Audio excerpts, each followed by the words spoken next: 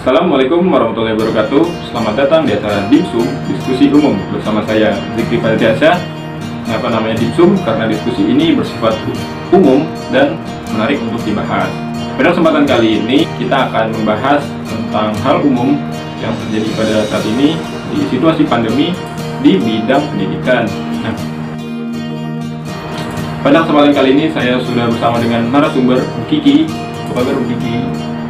Nah, Bu Kiki ini adalah orang yang cukup berpengalaman di bidang pendidikan.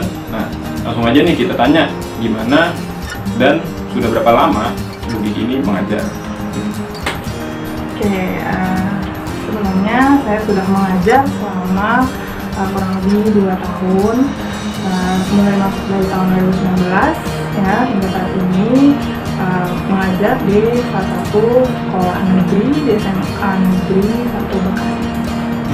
Nah, terus selain itu sebelumnya nih, udah pernah ngajar di mana aja? Oke, sebelumnya itu mengajar di waktu itu kuliah ya, sempat praktik mengajar di SMA Negeri 54 Jakarta.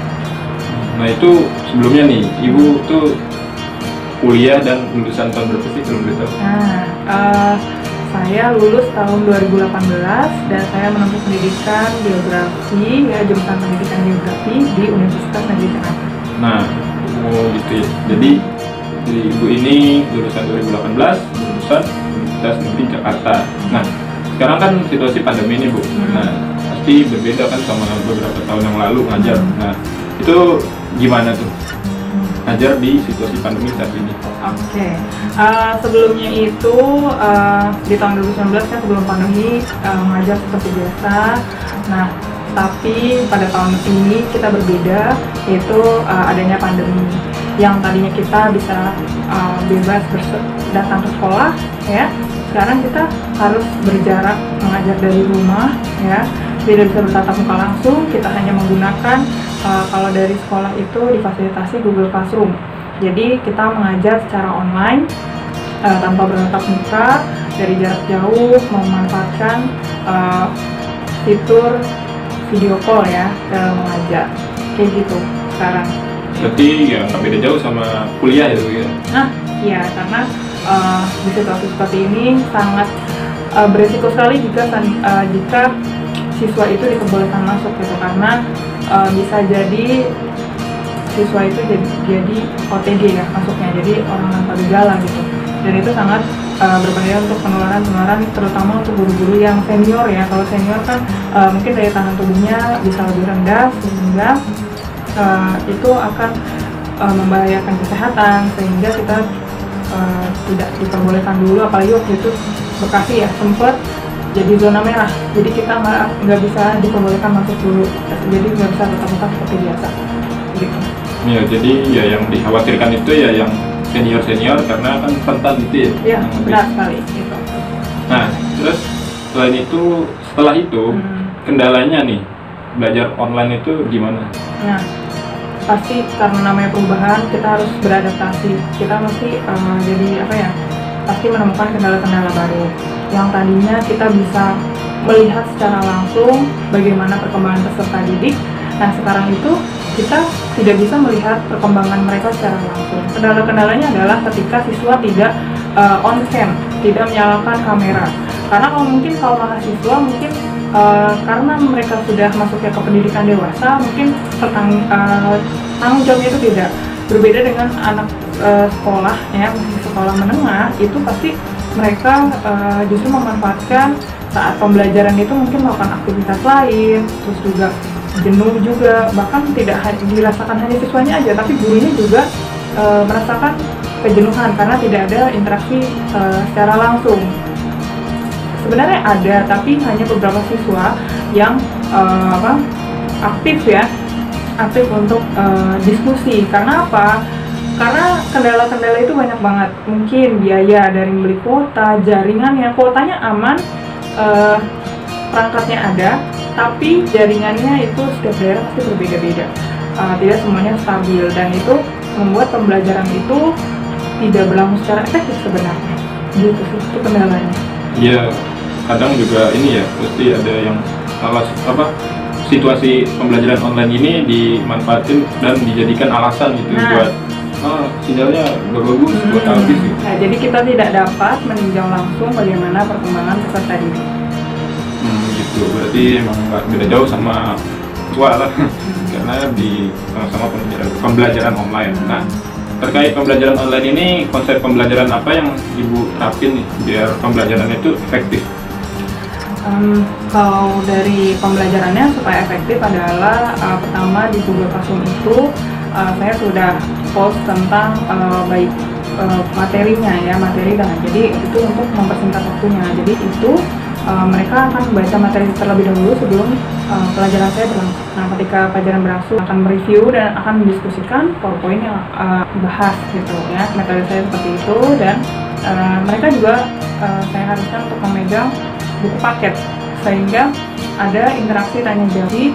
Jadi ketika mereka dipanggil dan mereka tidak membawa buku, mereka akan tergerak untuk kita akan berdiskusi seperti itu. Jadi lebih interaksi dan diskusi yang tekankan karena mengingat namanya online ya, kalau misalkan tidak ada tanya jawab, hanya materi saja akan bingung gitu ya, akan jenuh juga karena melihat layar berjam-jam.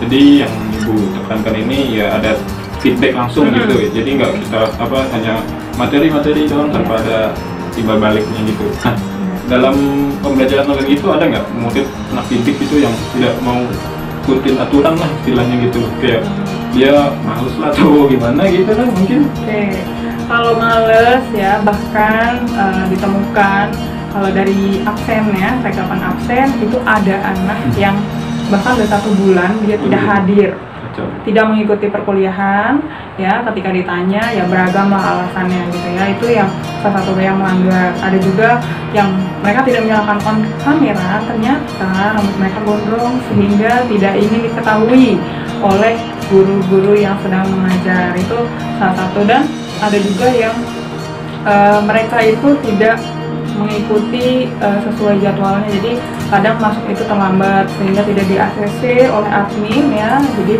setiap, dan itu berulang setiap jam jadwalnya sehingga dia tidak mengikuti karena alasannya bangun kesiangan ya, seperti itulah. Karena apa ya, dan tugas-tugas juga mereka terlambat karena kan merasa waktunya banyak gitu kan, jadi kayak dirapel ya, jadi waktunya tuh diselesaiinnya bareng padahal mereka tuh kewalahan sendiri dan banyak juga yang sampai saat ini pun tugasnya belum selesai. Nah itu terus kalau begitu itu tanggapan atau tindakan apa yang diambil oleh Ibu atau pihak sekolah gitu terkait masalah anak didik yang seperti itu? Oke.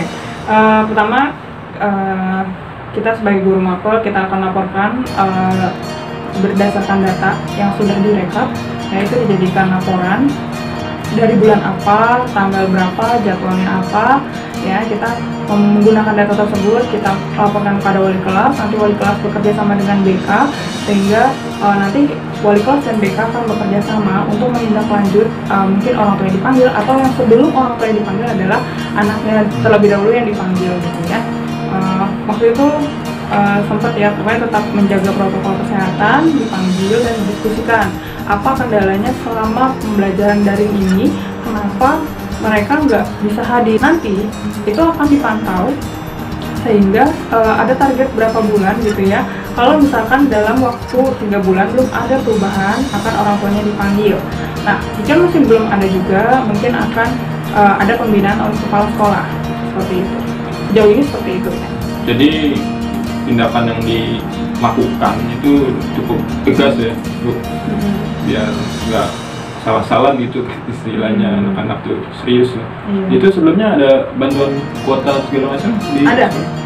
Ada di sekolah, ada bantuan kuota ya. Jadi setiap anak diberikan kuota sebanyak 7 GB per bulan. Lumayan. Itu jadi kuota tersebut ya dibagikan dalam bentuk kartu perdana itu, dan di situ sudah ada kartu perdana, itu sudah ada paketannya, jadi bisa langsung digunakan. Berarti beda dengan mahasiswa. Kalau mahasiswa bantuannya berupa daftar nomor terus sudah diisi kuota, sedangkan kalau di SMA itu berupa kartu perdana yang dibagikan gitu. Nah, terakhir nih, para siswa pada situasi saat ini kan kita juga belum tahu sampai akhirnya pembelajaran online juga ke depannya masih terus. Itu gimana pesan untuk anak didik Ibu? Oke, pesannya adalah di tahun depan kan, di tahun ajaran baru nanti kita juga belum tahu apakah kita akan belajar menggunakan tatap muka atau kita tetap menggunakan sistem daring ini. Saran Ibu adalah ikuti sesuai jadwal dan cicil tugas sesuai waktu yang sudah ditentukan. Karena apa?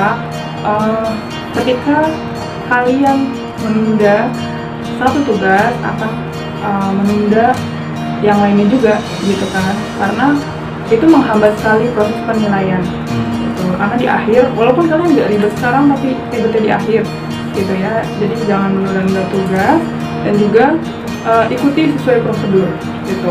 Jadi walaupun ilmu yang kalian dapat, gitu ya, ilmu yang kalian dapat belum maksimal seperti kita bertatap muka, tapi bagaimanapun kita harus tetap berusaha dan berupaya untuk tetap bersekolah.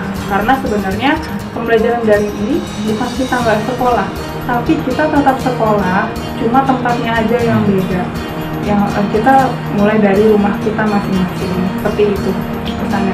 Baik, luar biasa sekali pesan dari Ibu Kiki ini. Bisa juga dijadikan masukan untuk diri saya pribadi sebagai mahasiswa.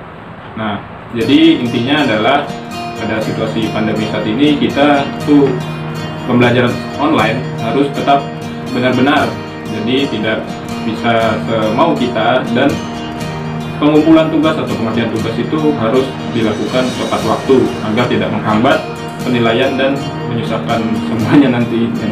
Nah, baik, cukup menarik bukan diskusi umum dimsum. Nah, jadi saya akhiri, kurang lebihnya mohon maaf. Assalamualaikum warahmatullahi wabarakatuh.